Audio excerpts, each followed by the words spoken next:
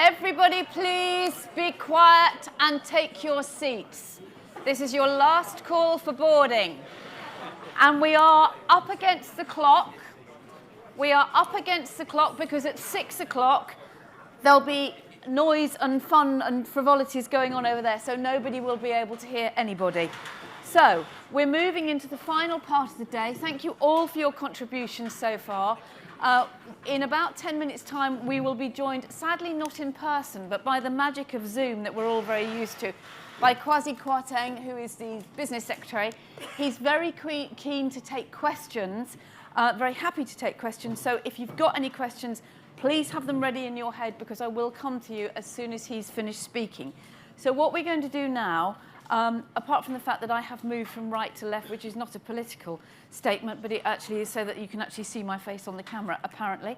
But it is a nice little indication of this big tent that encompasses and welcomes people of across political spectrum, political affiliations or no affiliations.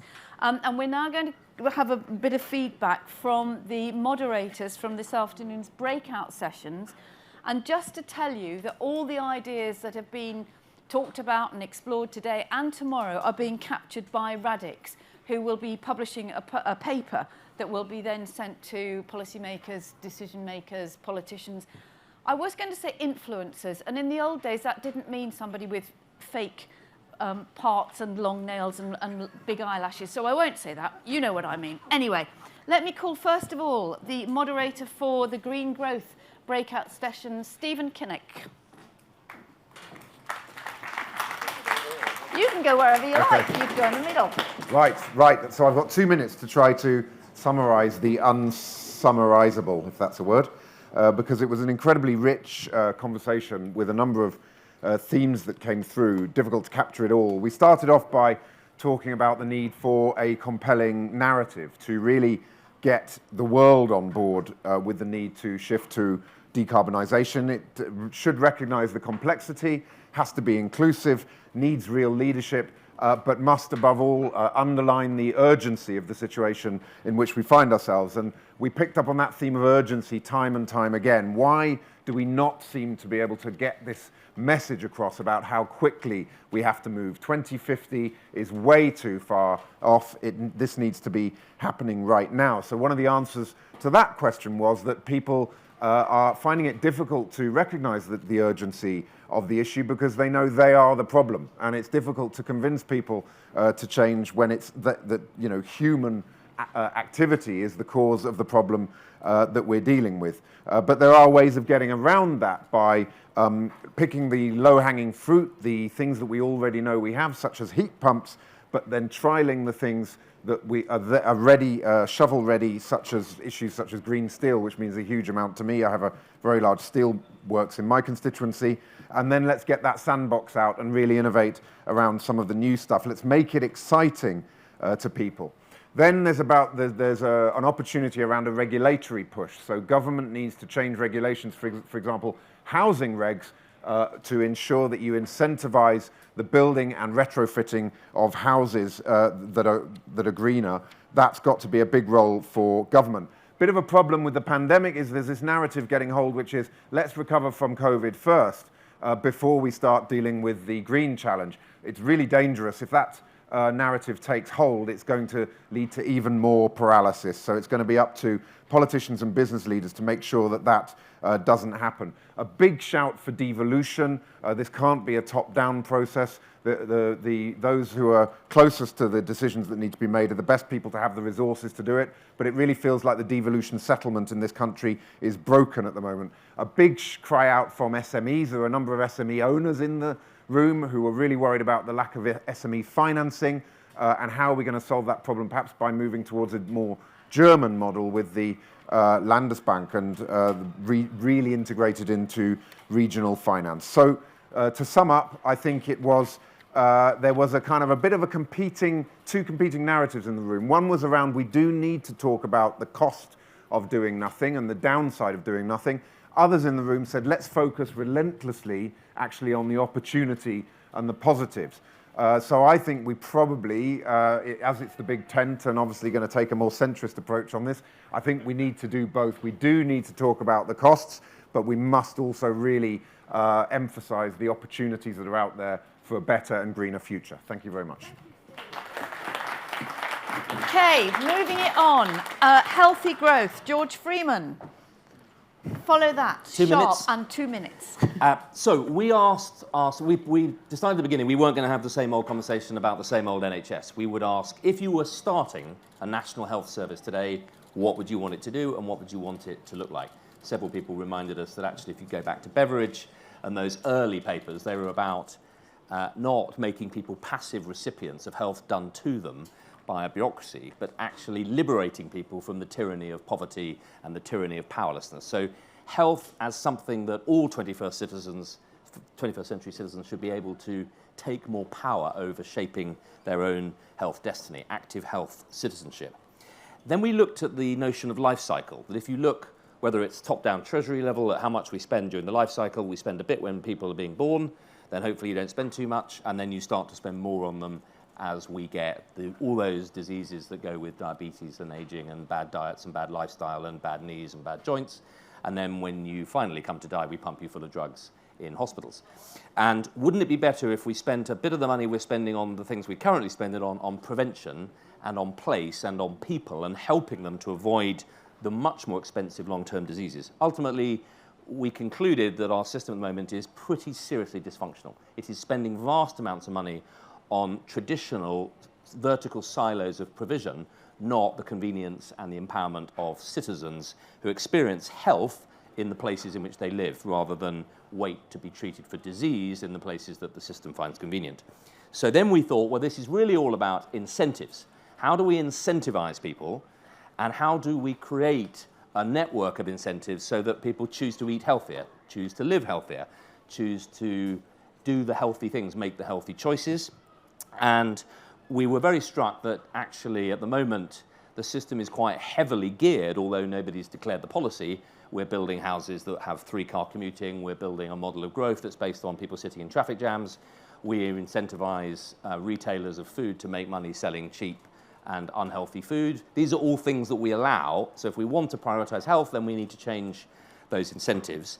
We wondered, wouldn't it be powerful if you could red, amber, green, rag? There's tons of data out there, just that politicians, ministers don't tend to use it.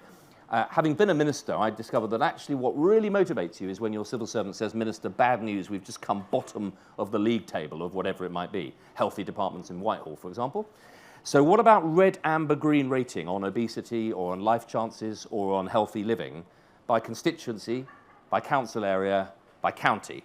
Because you'd start to focus minds and people will say, I am not prepared to be the MP for a red constituency, and we'll start to get into the guts of what's actually making it red, not green. Not a political point, by the way. And we finally concluded that fundamentally the problem is health at the moment is something done to you, top down, by a more or less benign health bureaucracy. And that ultimately we need to take all the trends of 21st century life, technology and all the rest of it, and create a system where we support people in places to take more responsibility for their own health. And a big shout for the destigmatization of health, of unhealth, of disease, of obesity, from mental health to being fat, and to keep some of that magic notion of compassion that the NHS does still have, and apply that to a broader public health paradigm locally, rewarding people for taking tough decisions rather than waiting for them not to take them and then pumping them full of drugs. Thank you, George. That's great stuff. Brilliant. And Margot, if Margot James, please, who is the moderator for the Creativity Growth session. Thank you, Margot. Thank you, Jo, and good afternoon, everybody. We had a brilliant session. Thanks to all the participants who volunteered their time. We started off talking about how do we define the creative sector, what are we actually talking about. There's a conventional sort of perspective that it's all about advertising, design, fashion, the arts. But it is also about the power of creativity across the wider economy, and growth will be as much about unleashing that creative power across other sectors of the economy as it is about growing the actual creative sector itself. And Creativity and digital. We had some people in the group from the technology sector. Very much two sides of one coin. And we were talking about a creative growth and a growth in creativity. And if you think about it, the more you grow creativity, the highly likely you will then end up with creative growth. We talked about some of the challenges, much about telling our story as a sector, and embracing the many stories and backgrounds and cultural differences that feed into the overall narrative. And we talked about how Laura, in her presentation to the wider group earlier, talked about migrants coming bearing gifts. And we talked about what we did with those gifts. And too much of the time, the bureaucracy that lands on people who come from abroad and tries to pigeonhole them perhaps with the best of intentions into, well, what that person was doing when they were back home, well, maybe they can do it here. Missing out on the creative energies and talents that they may well have to offer beyond the occupation that they left behind. And so we came on to some solutions, but also we wanted to look at those systems and those systems that get in the way of creativity. And a lot of the time they're trying to help the sector. They're trying to give out grants to seed finance new creative endeavours, enterprises and ideas. But too often the systems are the very opposite of what we need to foster creativity. They get in the way rather than unleash. So what we don't want to do is go back to the pre-pandemic sort of ways of doing things all the time. We want to look beyond and build a system without the walls that perhaps caged the talent too much. So looking to some of the solutions in addition to that, education, obviously key, as it is to all other sectors. We wanted to see to embrace the government's new lifelong learning agenda and nurture creativity in people throughout their lives, capturing, as I said earlier, the creativity that migrants have to offer, capturing children when they're young and inspiring them in the creative possibilities. We had a member in our group from the gaming sector, and they are about to embark on a wonderful program for children in the summer vacation, whereby they will learn to code by gaming.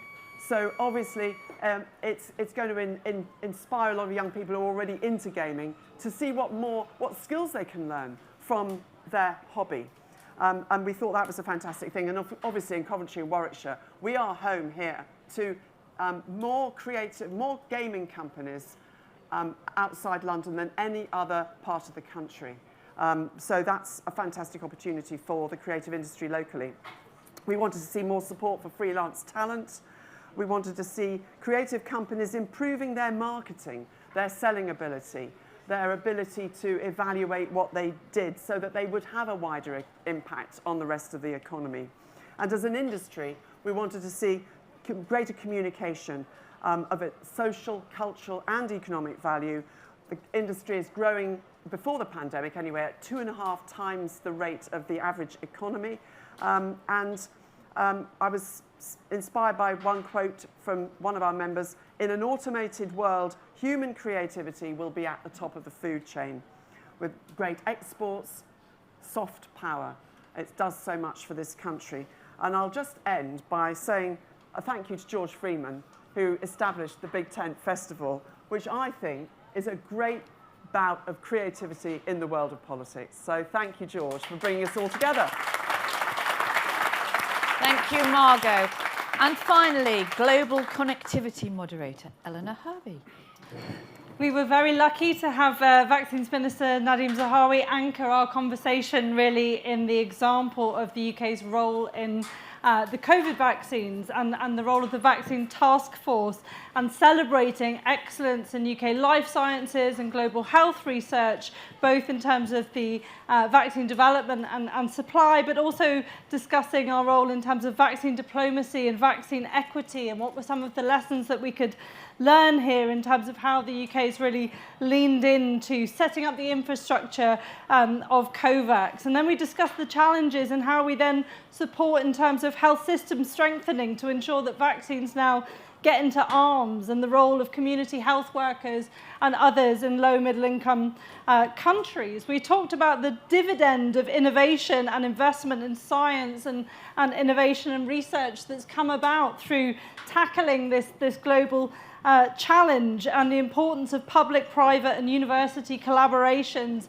and collaborations with non-profits and others, and how we can take some of this agility to deal with something at scale quickly and in a global connected world. How do we take that from a crisis situation and continue to roll with it post-crisis and really ensure that the lessons in terms of that institutional memory are taken forward? We talked about the fact that this has really opened up some new nascent diplomatic collaborations. We talked about Argentina and the UK sharing data and the trust that really comes with that. We talked more about the importance of sharing knowledge, sharing data, and a real need to invest in data skills and ensuring that this is something that we really take forward. We talked about the importance of reaching the hardest to reach, and also how do we engage young cohorts and the role as well in promoting vaccine confidence at home and globally as well, in really encouraging uptake, particularly amongst the young, and the importance of information campaigns in this way. We talked about how do we engage the public more in terms of making a better case for what the UK does and contributes overseas through its international assistance, through trade, through diplomacy, through other things, and how we need to demonstrate why that continued support is is important, and the need for cross-party approaches to doing so. We talked about having confidence in squaring, keeping a global outlook post-Brexit with areas where there is UK excellence. And we talked some specific examples in terms of being on the front foot on good environmental, social and governance issues, particularly in the private sector. And we talked about the example of batteries as a differentiator and how we could really lead the field in some of these areas.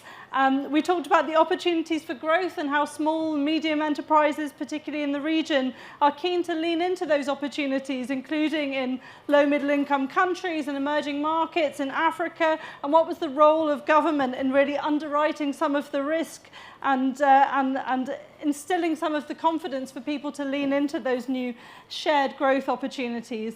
And finally, we had a bit of a debate at the end, really addressing the elephant in the room in terms of some of the geopolitical issues, our relationship with Russia and China, and having the confidence to really tackle some of these discussions and have clarity as to where our kind of diplomatic standing is. So I think that that's pretty much everything. Brilliant. Thank you very much, Eleanor, and thanks to all our moderators. That's fantastic. And as I said earlier, all of these thoughts and everything that's been discussed over the next today and tomorrow will be in a paper to be published by Radix at some point in the future. Now, by the magic of Zoom, we should, I hope, be able to introduce Kwasi Kwarteng MP, who's the Business Secretary. Kwasi, hello. How exciting. Hi, we can see you. We're sorry Absolutely. you're not joining us. And you don't know what you've missed. I'm very sorry I can't be in Coventry. Well, you've missed some fantastic bits, some fantastic speeches and some really exciting stuff, but I'm sure you will get to hear about it when we publish the paper, when Radix publishes the paper.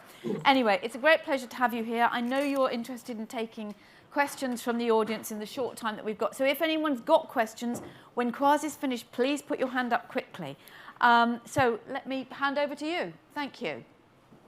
Thank you very much. It's a real pleasure. I was just reflecting that for the first time, I think I'm really sad not to have been sent to Coventry, as they say. And I'm really disappointed, actually, that I can't come and see you physically, because I know that George, over a few years now, has built up a great thing with his team and others. I was delighted to see Margot James, an excellent former minister and colleague and friend. Really good to see you again, Margot. And very good to hear from Stephen Kinnock as well, who I've had many fruitful conversations with, particularly about the steel industry. And I just wanted to say that the kind of initiative that you're showing in hosting this kind of conversation, the openness, the fluency, the free exchange of ideas, across party lines, I should add, is something that happens perhaps too infrequently in our politics. and I'm 100% behind that initiative. Having been Secretary of State for BEIS for 6 months now, it seems to me that a lot of the things that you've been discussing sit right at the heart of not only BEIS's agenda and its priorities, but also those of the government, and more broadly, actually, those of our country as a society heading towards the mid-century. I was particularly struck by Stephen's remarks relating to, and I quote, the cost of doing nothing approach as contrasted with, let's focus on the opportunity. And I think Stephen is quite right that we have to look at both. We have to think about the grave challenges and the crisis, if you like, but also the only way we can actually bring a large number of our fellow citizens and fellow countrymen and women along with us is by looking at the opportunity. And that's one of the things I always stress, the jobs, the investment, and the new opportunities that the green transition, the energy transition in particular, presents. I was also very struck by the fact that Margot spoke a great deal about creativity. I think that creativity is something which we don't really focus on in politics. It's very rare that you hear the word creativity used in political discourse. And I thought that was really interesting, the remarks that she made about that. And I was taking notes very eagerly. Again, a great phrase, caged talent. I think that's such a vivid way of describing a huge problem.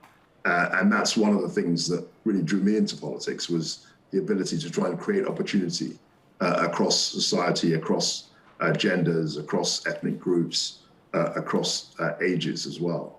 I think that's something which, as a society, we could be doing much better on. Just in short, I just wanted to present in a summary way as I can the priorities of BEIS as a department as I see them after 6 months as Secretary of State. I think the easiest way to think of what we do in BEIS is through a very simple acronym, which is ENZI, E-N-Z-I, ENZI. And it stands for these three things. Enterprise, which of course reflects the business angle, but I think enterprise is a much more dynamic concept, dynamic word than business often. NZ is of course net zero, which really encapsulates as a thumbnail quick way of thinking about energy and what we should be doing with our energy system. And of course the I, which I think underpins everything we do in BEIS and actually speaks directly to Margot's point about creativity. The I stands for innovation. And I'm delighted that here in the West Midlands, or I should say over there where you are, in the West Midlands, there is a real opportunity for innovation, for investment. I've spoken to Andy Street, who you'll be hearing from a little later, about such prospects for things like gigafactories, battery manufacturing, and a whole range of new innovative ideas. I honestly think after 6 months in the department that there's a real creative energy and a real growing, it's not absolute, but there's a growing confidence that I think things are happening in the UK. Many investors I speak to across the world are looking at what we're doing. And lastly, I just want to thank all of you for pursuing this great initiative in terms of the big tent, the free exchange of ideas that I mentioned at the beginning, and continuing the conversation. So thank you all very much for having me. I regret deeply that I can't be there physically in person, but I think it's a great honor that George and others have asked me to speak, and I'm very, very eager to hear some of your questions. I can't stay for too long, unfortunately, but it's a really good thing for me to interact with you in this way. Thank you. Thank you very much, Secretary of State. Any questions, please? Oh, yes, we've got loads. Gentleman here. You. Yep. You'll have to shout. Okay, can you hear me? Oh, there's a microphone. Oh, there's a microphone here. Look, here, this thing. It's a microphone. Stupid of me. Sorry.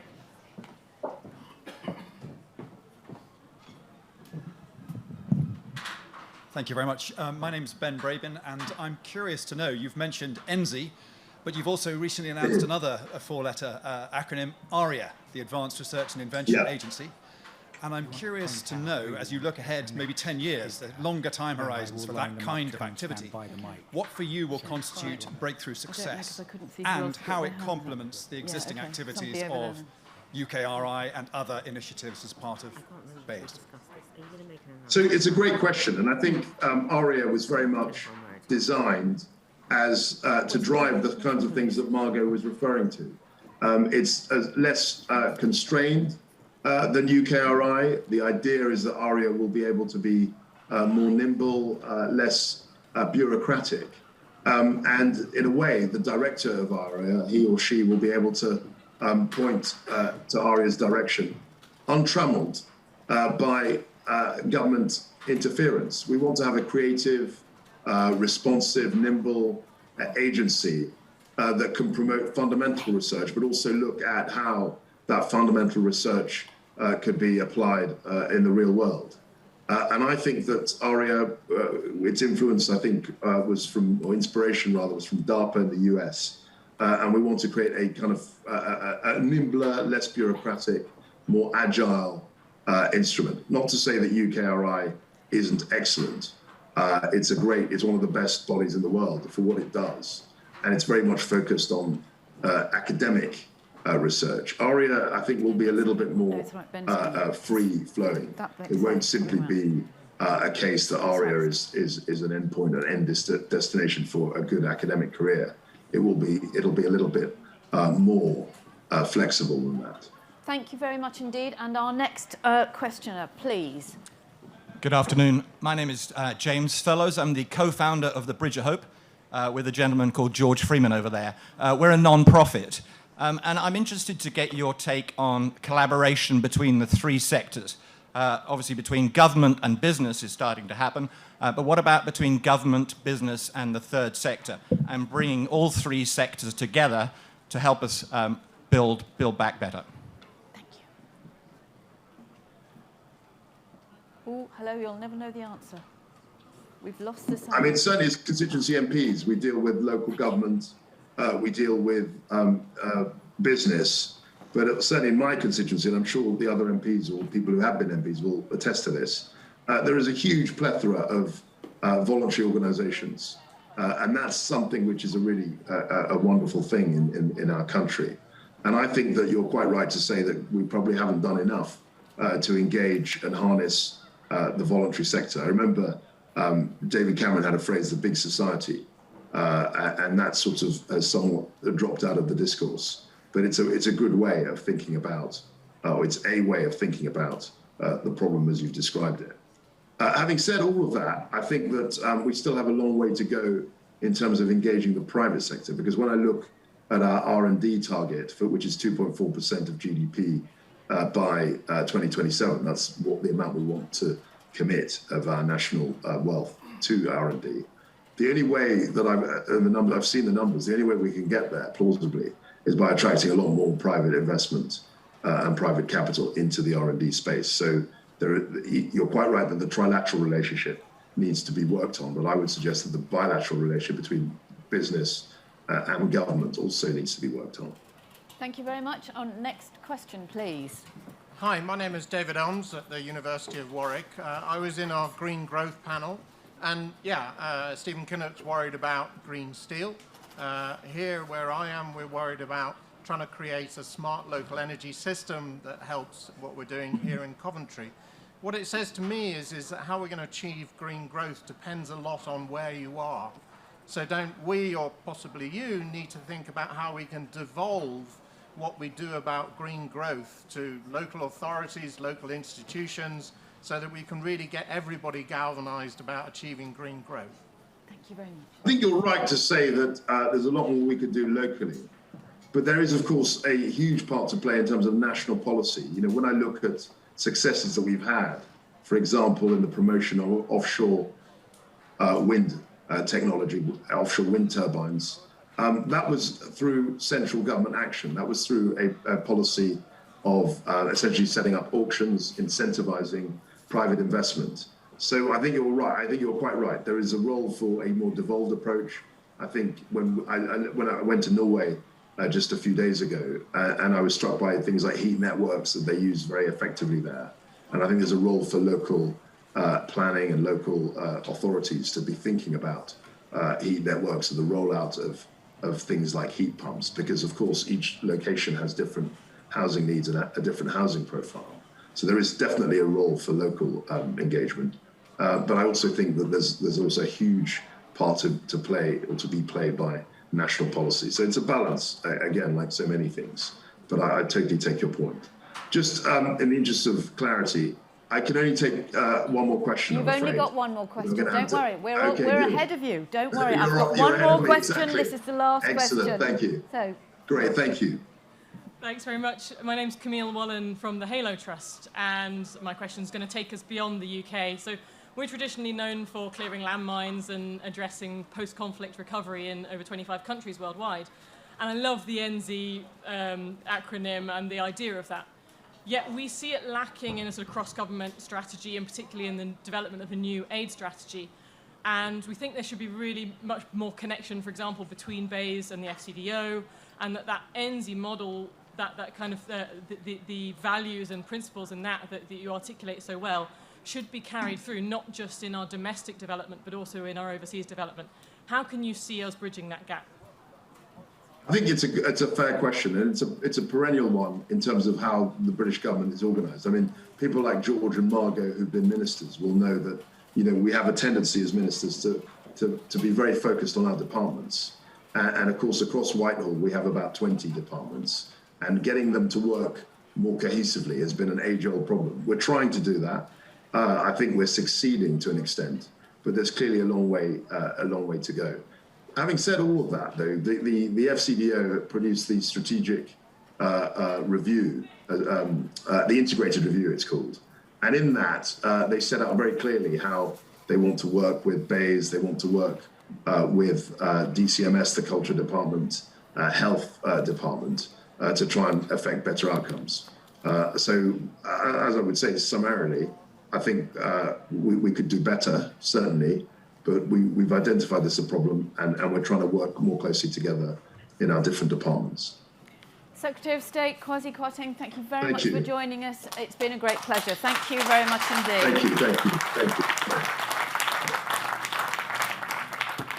Look at this, we're back on time. Isn't it amazing when you haven't got people in the flesh, you can actually just switch them off. Now, we are moving on to Mayor of the West Midlands, Andy Street. Isn't it great? I was saying to George earlier, this has been so refreshing to not hear people talk about London and London boroughs. I don't live in London, but it is absolutely fantastic, and it would do everybody a lot of good to get out of London, particularly politicians, and listen to what is going on in communities around the country, particularly places like Coventry. Anyway, I'm sure you're going to talk about that in the West Midlands. Andy, former chief executive of John Lewis. I bet you're glad you're not in retail anymore, aren't you? Yeah. And you quit that role very wisely before running as the Conservative candidate in the inaugural mayor in May 2017. And you were re-elected just a few months ago. So, Andy Street.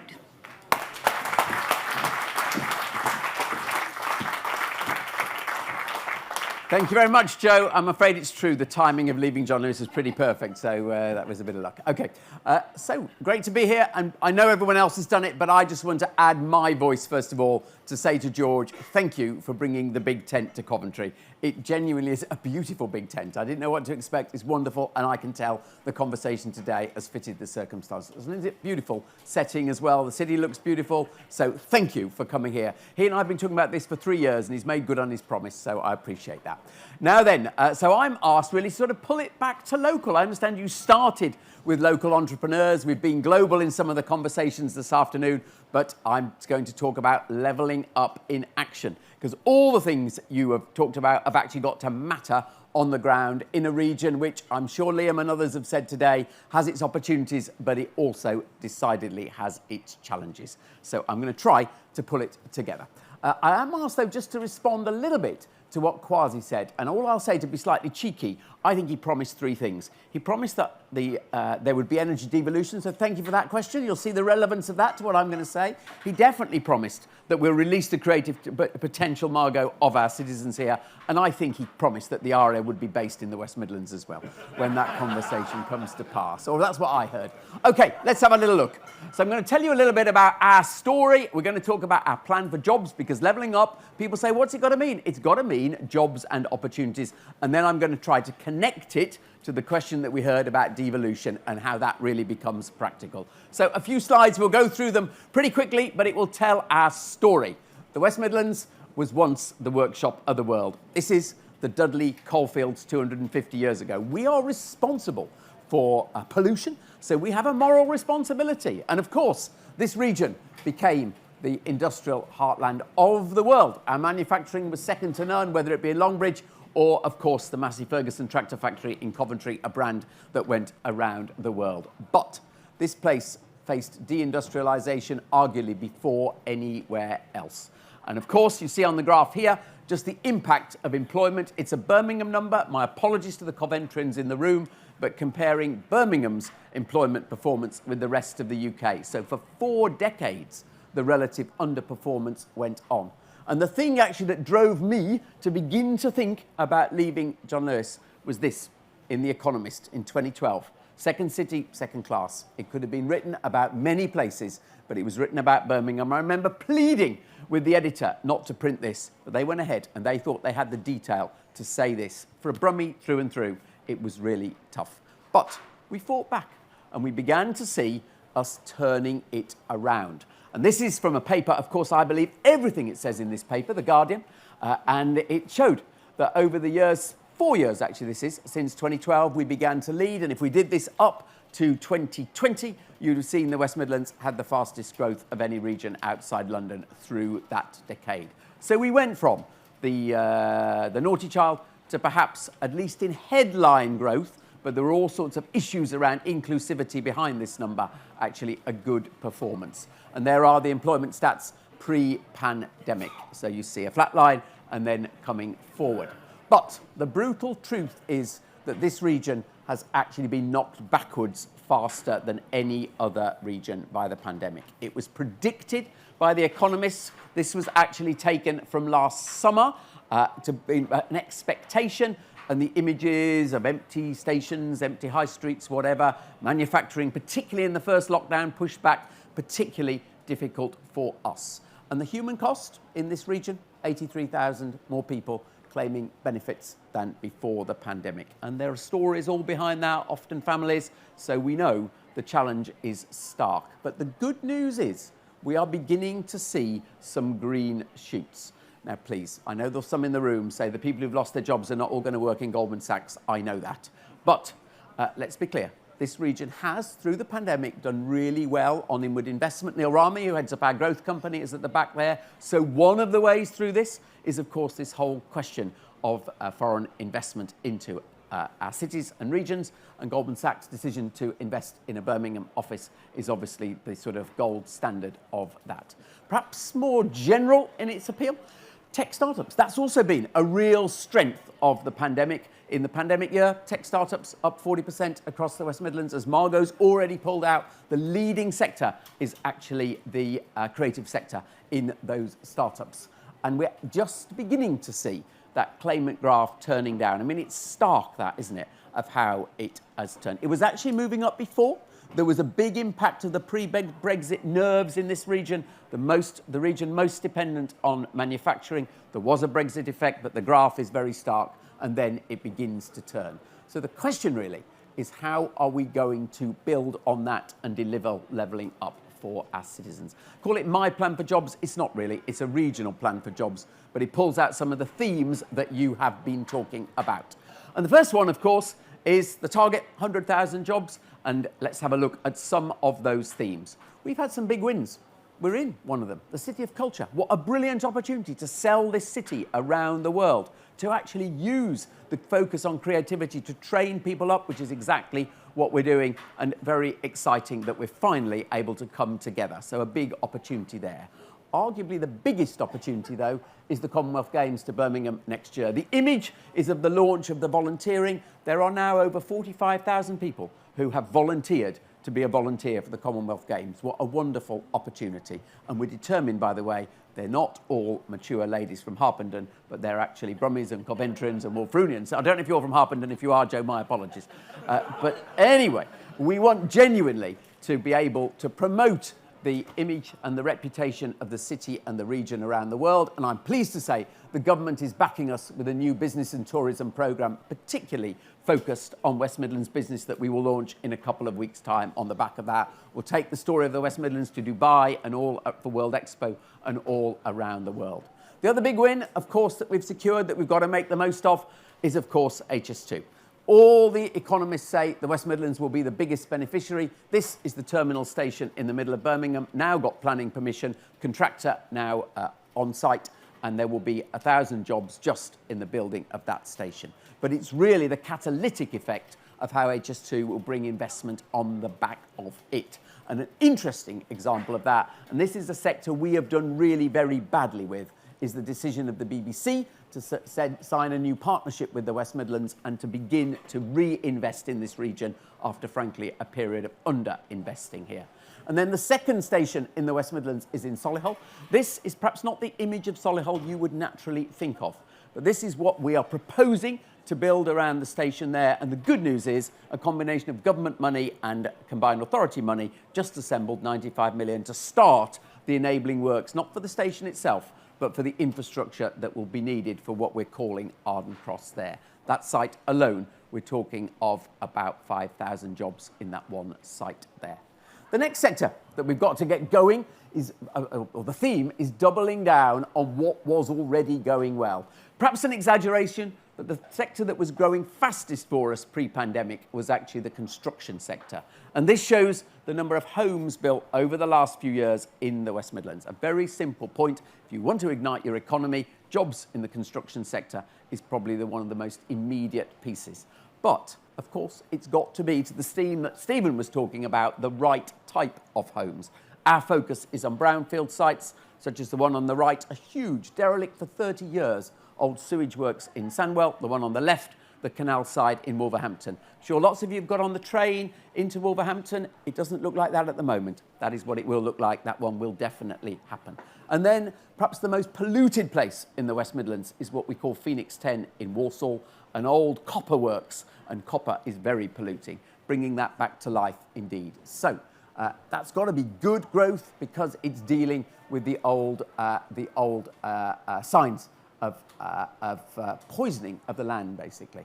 And what we've managed to do is convince the government that we should become the intellectual centre of this thinking with the University of Wolverhampton. This is also now being built, and it's what we're calling the Brownfield Institute, and it will become a faculty of the university, thinking about the skills required in this arena of brownfield regeneration. And of course, we need to think about our city centres here. One of them I am most excited by, the regeneration of Coventry City Centre. The left-hand side shows what's already been done in readiness for the City of Culture in the upper precinct. The right-hand side is Chamberlain Square in Birmingham. Seems appropriate to think about him, but the really exciting proposal coming forward, which I think will be an exemplar for the country, is the next regeneration of Coventry City Centre, a 250 million scheme by Guy Shearer and the City Council. And the focal point of that, no longer retail, entertainment and performance space, a message in that.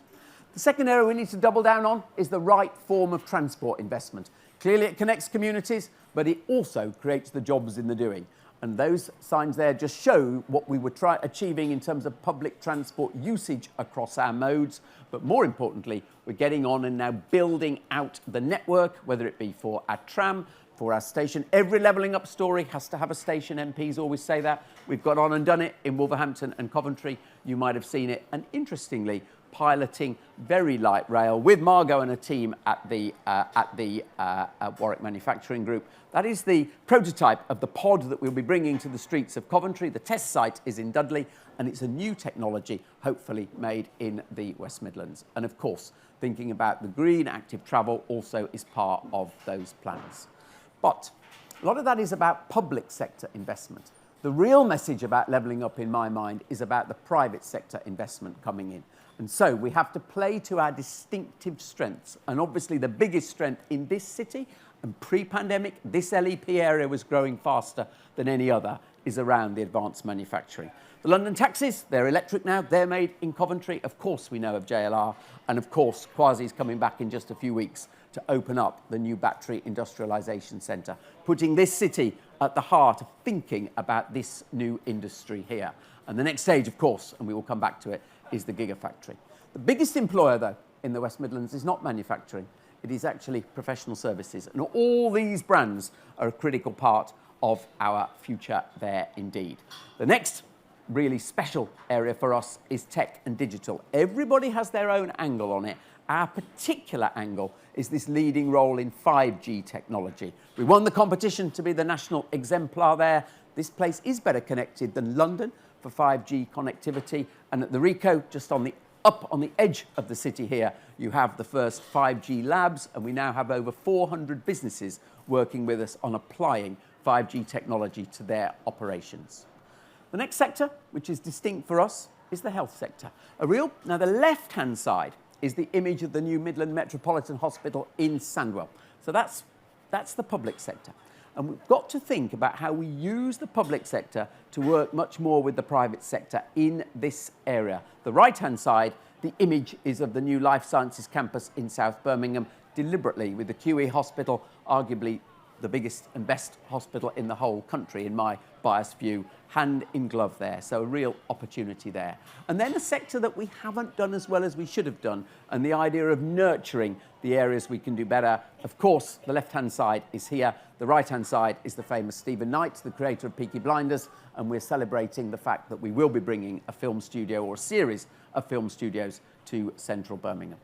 And then the change, and we heard Stephen talk about this. We have to incorporate into our economic plan the ambitious target for net zero. The region's target is 2041 for net zero. Some are a little faster than us. We think this is a stretching but realistic target, and we have our plan as to how we're going to do it.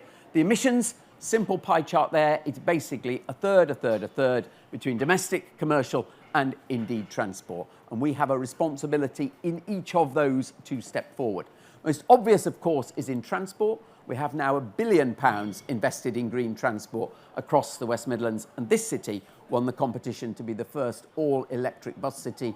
That's about 135 million coming in total, and every single bus in this city will be all-electric in just 3 years' time. A great first for Coventry. We also are testing here this idea of encouraging customers to get rid of their cars for routine bills through a scheme that we call mobility credits. And if you live in Coventry, you can apply today for a £3,000 credit, and you have to scrap your vehicle literally into the muncher in exchange for credits. And you can do that with car clubs, with bus passes, with trains, you name it. And it's all about understanding what are the behavioural sort of switches that can help us in that endeavour. And of course, we have to support the low carbon growth sector. And the great news just recently about the West Midlands is this sector is now our fastest growing sector by some way, and the growth here equals the growth in this sector in any other region in the UK. So we are well placed to link the carbon challenge with the economic opportunity. And our own report says in the next 5 years, 21,000 jobs in this sector. I'll joke with Liam because everybody knows he and I were good rivals in the contest just a few weeks ago. Liam always thought I was being very unambitious, and he told me there were 200,000 jobs in this opportunity. We stuck at 21,000, but whatever you say, it is really a sweet spot for this region. And of course, the poster child of it is our bid to win the Gigafactory, next Gigafactory for Britain, south of Coventry. Great news that Nissan have got there first. Ours will actually, on the scale we're expecting the JLR as the tenant, will actually be substantially greater than the Nissan factory. And what's particularly interesting here is we have the R&D, so the intellectual stuff with institutions such as the Warwick Manufacturing Group, and indeed we also have the whole piece about the circular economy, beginning to think about the recycling of batteries, a whole new set of industry opportunities there. It's not just the production, it's what we're going to do with that product. And of course, If you then come to the home element, so we've done transport, we've done business, if you do home, the big opportunity is retrofit and the zero carbon homes. And this site is actually live in Birmingham now. This is where we will have our first zero carbon homes, working on a collaboration with Urban Splash. So, lots of job opportunities. We've got to get our people ready for work. That's the other part of our activity, whether it be through Kickstart with Tesco, who remain the biggest supporter of that, whether it be with our college in sector-specific retraining programs. I love this one. It's at Walsall, training people to be the mechanics for electric vehicles. You know, only 3% of our mechanics can attend to an electric vehicle rather than a combustion engine. And of course, concentrating on our digital skills through our boot camps as well. And trying, and Liam was absolutely right to call this out, trying to reverse the really poor fall in apprenticeship numbers across this region like everywhere else. The idea is that gets to 100,000 jobs, and that, to me, will prove that we are genuinely levelling up our economy. How does it link to devolution, then? How does it link? Just a few last thoughts about that. Because devolution sounds a sort of academic concept, and I've talked about deeply practical things at the end of today. But I would say to you that the two go absolutely hand in glove. If Westminster will release more power, we can get on and deliver that recovery. They are actually the two sides of the same coin. And just look at one or two case in points. This is transport capital spend per head of the population pre the mayoral elections in each one of the mayoralties. So Greater Manchester, Liverpool, ourselves. And the picture is stark, isn't it? And those are for the 3 years before. Is that right, that the country spent so much money in London and the systems in Manchester, in Leeds, in the West Midlands were under-invested in? It's not. That's the consequence of over-centralised government. This is what's happened in the last few years here. I'm sure Andy Burnham could show a similar slide, and you can see the scale of increase in our expenditure there. That's total, not per head, but you get the picture. So that's changed. And then if you look at skills, this is what's happened over the last few years here. The proportion of people with no skills. We were the worst in the country back at the time of the financial crash. We've not quite closed the gap on the national average, but we've improved faster than other places. And then the percentage of people with good level of skills, and a wonderful leap in the last period, and you can see the picture there. But we could take this sense of devolution even further. We've talked about housing, transport and skills, but I didn't know what Stephen was going to say. I genuinely think that energy and environment is the next area we should be looking, so it's great to follow what Kwasi said on that. And just a practical thing there, retrofitting. We are suggesting that to get to that 2041 target, we need to retrofit 292,000 homes. It's a vast number, and that's just in one region. And we are amateurs at this at the moment. So our pitch to government, and we're hosting a big conference next week on this, is release the potential here. Let us play our part in this. We can do that. And then this whole question about electric vehicle charging. We know we're well behind the best in Europe on this. I think you're playing music through. You're telling me to finish. I am very nearly done. I'm on time, Joe. You can't play that. They're early. They're early. We'll push off then. So anyway. But another area where I genuinely think the government needs to embrace local leadership, this question of electric vehicle charging. We've not made the progress. We have a scheme ready to go for sites like this. You've seen anything like that for electric vehicle charging across the West Midlands? We can fund a lot of it from private sector. We need a little public sector money to kickstart that. So we're beginning to see some physical signs of more of that. We're seeing the Department of Transport, BEIS itself, and MHCLG coming to the West Midlands, to Birmingham for transport, to Wolverhampton for MHCLG. But there's a mindset still which goes, we can do more than just physically move our offices. And we do need to pull it all together, long-term financial certainty for a region like this. We're putting all these individual applications to government together. What we're pitching for is to move from that into a single pot of investment into a region like this where we take our decisions close to the scene of action. And by the way, Rishi, I don't come back to you every other week saying, and we'll have something else, please. The deal is done, one single pot, that's it, live within your means. It's a very simple idea that Michael Heseltine, who was the granddaddy of this idea of devolution, he's been pushing, as he always says to me, for 40 years. And sadly, people are still not listening to him quite as they should. So that's what we're after. And the end goal is very simple. We'll get a little public money. And I put this up just to make you think. Where is levelling up really going to come from? The Combined Authority is quite proud of the fact that since 2017, we added an additional £3.3 billion. Actually, that's a JLR car in the middle. Do you know how much they've said they're going to spend every year on electrification? Company headquartered in Coventry. They said they're going to spend £2.25 billion every year in the journey from combustion engines to electrification. So I put it to you simply, which is the more significant part of that levelling up journey? But is that what we hear mostly from our politicians? We need the left-hand side to release a few things, get a few things happening. But most importantly, we've got to win that through knowing where our industrial strengths are of the future. Thank you all very much for listening to me.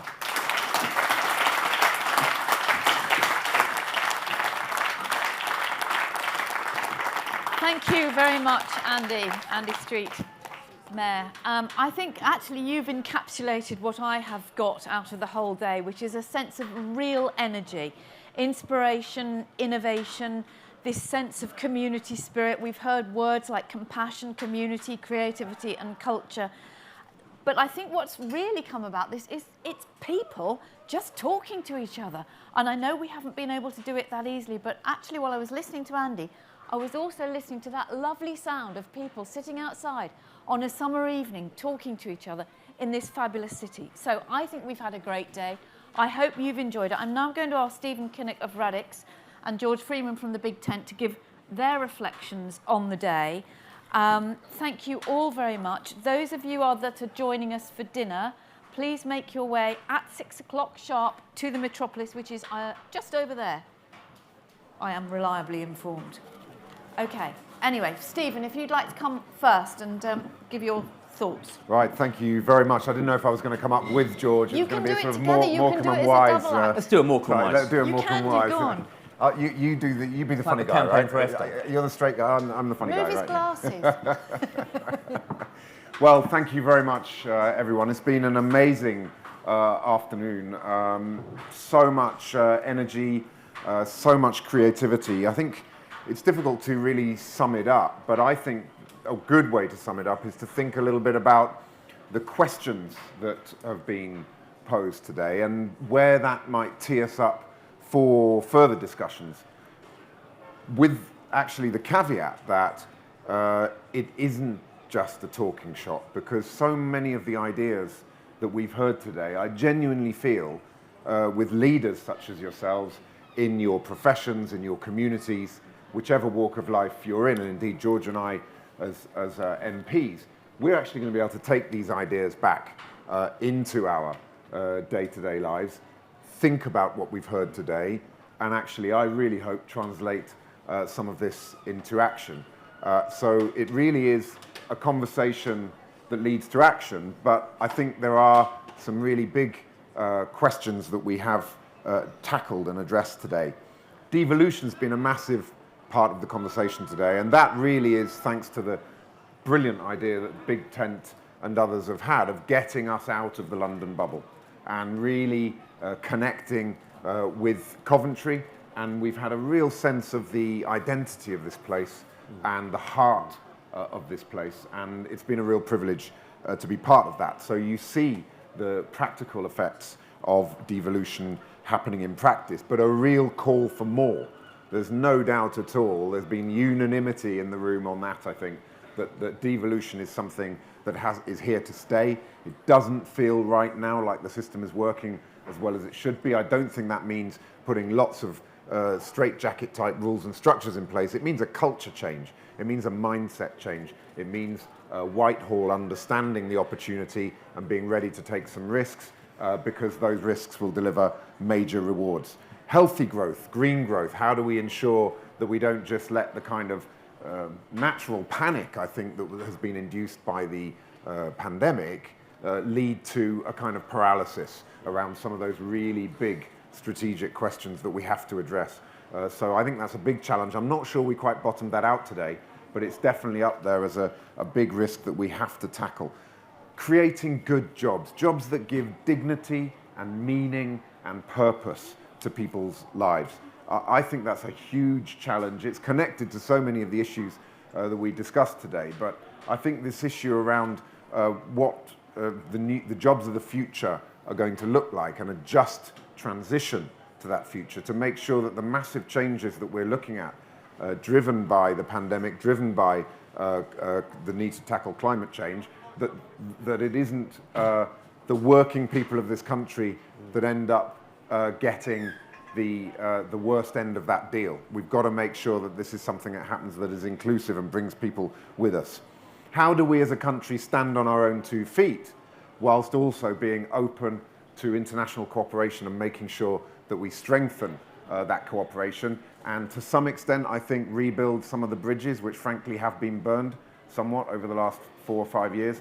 I think that's a major challenge for the future. How are we going to manage public finances in a way that actually ensures that we are balanced in the way that we manage public finances, we invest in the right way, that investment is smart, and it goes hand in hand with the innovation and the modernisation that we have to see in our public services. That came through very strongly, I think, from the health session. What about infrastructure? How are we going to build the kind of infrastructure that we need for the future? And of course, discussions about HS2, but also digital infrastructure, a massive part of that. And you know what the golden thread that goes through all of that is no one political party, no one politician, no one business, no one institution, no one civil society or media organisation has all of the answers.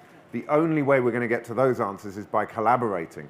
And that's what I think is so brilliant about the Big Tent. It's where politicians from different parties, businesses who may well be competing with each other, people in all walks of life can actually come together, get away from the tribalism and the kind of yaboo politics that I'm afraid we see too much of in Westminster, and move towards something much more collaborative, get away from the groupthink, which is never going to help us to get to the radical solutions that we need to get to. And I'm very proud to be on the board of a think tank called Radix, and it's the word radical that triggered me there. And Radix and Big Tent are working increasingly together to really identify those big ideas, those big conversations that we need to have. I'm very proud to be a part of Radix, very proud to be a part of the Big Tent team. And with that, I will hand over to the master of ceremonies here, the man that's brought us all together. And this is really George's baby. He's already had about 3 rounds of applause for that. We're definitely not going to give him another one. Oh, all right, then we'll give him one more. Over to you, George. Thanks, Stephen. I want to say 3 things. Something about what I call the Great Disruption, which was really what set the thinking behind why the Big Tent was needed. Something about where we're going as Big Tent, and something about healthier and cleaner growth, and the theme we've heard today. But I wanted just to start by 1 or 2 thank yous. Thank you for the City of Culture in having us here and laying on this incredible venue. Normally, we as the Big Tent Foundation have to spend the thick end of £200,000 putting together a place that has never looked quite as good as this. This is the most fabulous venue, and we're really grateful to the team for having us and laying it all on. To Joe for leading us through the day.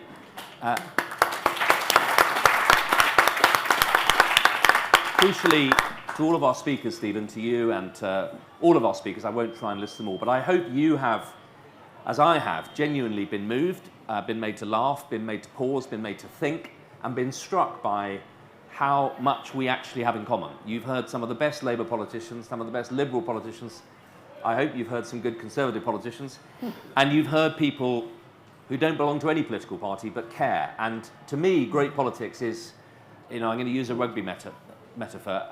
I struggle sometimes with English nationalism. It's a tribute to Gareth Southgate and this team that I think they've made the English flag something that we can put in our windows and feel a bit more proud of. But I love being a British Lion. I love it when the Irish, the Scots and the English and the Welsh, with proud traditions, put aside their original jersey and put on the unified jersey. Especially when there's a Welsh captain. Exactly. And I think, think of Big Tent as the British Lions of politics, really. It's there's nothing here that suggests that Liam or Stephen's Labour Party tradition isn't anything other than completely legitimate and noble and profound and serious and committed, nor that Margot and my conservatism is in any way watered down by coming together. I would argue that they're strengthened by coming together in the Venn diagram and acknowledging we have some differences, but in the end, we're British Lions in terms of our commitment to the people and places that matter in this country. So thank you to all of our speakers for coming. Jess Phillips is pretty uncompromising, and if she comes to something like this, it speaks volumes about the authenticity of the event. And she said it's wonderful to see you guys coming here to celebrate this part of the West Midlands. And a thank you to all of you. You're not here because you didn't have anything else to do. You're here as leaders. And our format now is always to have a leaders' summit in the place, followed by the festival. This is the warm-up act. Tomorrow, this will be full of our festival program, amazing talks, fabulous interaction, speakers' corner, soapbox pitches, free tickets for youngsters with good ideas, haranguing ministers. It's going to be a really fabulous day. So if you're not already coming and you're around, please come. And my final thanks go to the key people who've really put this together. There's a team in the Big Tent and Radix. 3 key people. Ben Rich from Radix. Where are you, Ben? In the corner. Where he is. He's in the corner down there. Here he is. So Ben has basically put together the program, and I think you'd agree it's an extraordinary program. It's coherent, it's packed, and it's really given us the most extraordinary day, and with the team tomorrow's we'll do the same. Susie Curran, who's really led on events and all the logistics of putting all this together. Where are you, Susie? She's probably organising the next event. And Georgie Pike, who has done all the work on the finances, the contracts, the sponsors, making sure that everything is paid for, but it's a not-for-profit, so in the end we've got to make sure that everything adds up. Georgie, where are you? You're probably organising the next bit of the evening. A huge thank you to Georgie. And as Simon has said, we are in the process of working out how Big Tent and Radix can work more closely together going forwards. Watch this space for some exciting announcements. Let me just close with my 3 points. The great disruption. It seems to us that Brexit, the crash 10 years ago, COVID, climate change, these aren't accidents. They're not unconnected. They're not coincidences. Something is happening. We are reaping the whirlwind of decades of quite lazy growth in which we haven't taken enough serious responsibility for the consequences, for the long term, for the externalities, whether it's financial resilience taken for granted in the financial system. Remember, 10 years ago, global capitalism was brought to its knees, triggering, I might suggest, quite a lot of the anxiety that triggered the Brexit vote. Huge political instability and uncertainty. Stephen and I worked together campaigning for us to join EFTA. I think we'd agree on something else, which is that the root cause of that Brexit vote wasn't really just about the European Union. It was about a deep sense of people feeling left behind, left out by a politics that doesn't seem to care anymore about people and places. So this great disruption, fueled by technology, fueled by people's aspiration not to have to wait for government to decide when they're entitled to get what is actually their birthright. And it's a great disruption. I call it great because I think it is a great disruption if we go with the flow of it. And if we're talking about it, the next generation aren't talking about it. They're just living it and expecting it. And one of the most interesting conversations I've had is with the chairman of one of the big city banks, who's a personal patron, £20,000 patron of the Big Tent. And when I said, why are you really doing this? He said, it's a great thing, it's a great event, I love it. He said, that's not really why I'm doing it. I'm doing it because our bank has just realised we are completely out of touch with the values of the next generation. They want to work in an organisation that doesn't just have values in the hallway, it lives them, it breathes them. They want to work in a place with good food, with good living, where putting family first isn't a phrase, it's what we actually do. And the millennial generation, God bless them, are coming into public life with an insurgency and an urgency about tackling these problems, which we in the political class are going to have to respond to sooner or later. And so I want to just, first thought, there's a huge change coming, and I think the race is on for Westminster politicians to get with it and move quickly. And people think this is radical. They ain't seen anything yet. The pace of change that's coming is accelerating, and we're going to have to respond. Second point, if COVID, I mean, it's been an absolute health disaster. Let's not forget 120,000 of our fellow citizens are dead. Sometimes the stats, one forgets that. Last year, we put on £1 trillion of debt, like that, and 53,000 tonnes of fat. A lot of us spent hours on Zoom. It's been the most incredible year. And I think you can feel in this room, and you'll feel tomorrow, we feel around the country, the public don't want to go back. They do not want to go back to sitting in traffic jams, pumping out pollution, living congested lives, wasteful lives, wasting their time. A lot of people heard the birdsong for the first time, and they cooked for the first time, and they started living together. And I think it's incumbent on all of us this year of COP and COVID to make a commitment to healthier and cleaner growth. And guess what? It's not some ugly thing that has to be done bureaucratically top down by London. In fact, if that's how we try and do it, it'll fail.